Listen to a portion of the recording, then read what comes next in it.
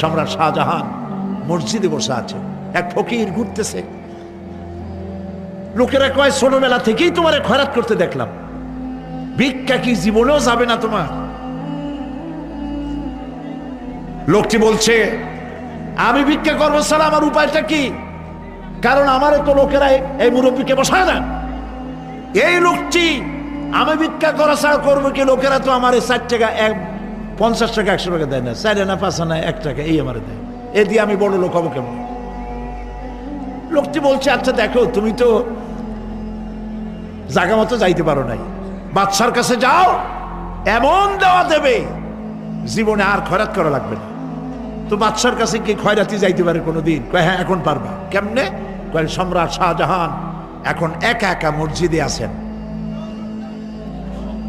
তখনকার এসব বাদশারা অনেকে নামাজি ছিলেন, দিনদার ছিলেন।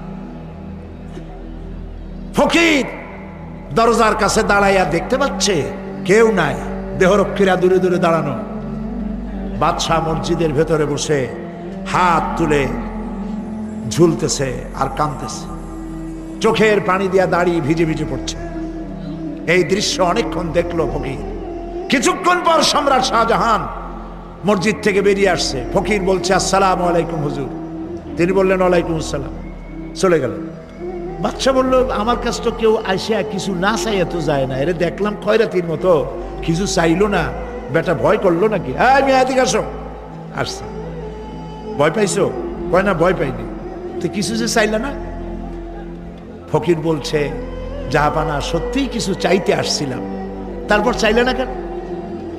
ফকির বলছে, জাহাপানা সারা জীবন ভিক্ষা করেছি, আর আজ দিল্লির সম্রাটের কাছে বেশি পাওয়ার লোভে এসেছিলাম, কিন্তু আপনার দশা দেখা আমার জ্ঞানের চোখ খুলে গেছে। আমি লক্ষ্য করে দেখলাম, আমি সম্রাটের কাছে চাইতে এসেছি, হাত তুলি নাই, বিনয় প্রকাশ করি নাই, চোখের পানি ফেলি নাই, কিন্তু লক্ষ্য করে দেখলাম দিল্লির সম্রাট আমার চাইতেও বড় ভিক্ষুকের মতো। আবার কোন সম্রাটের কাছে হাত তুলে কান্দে?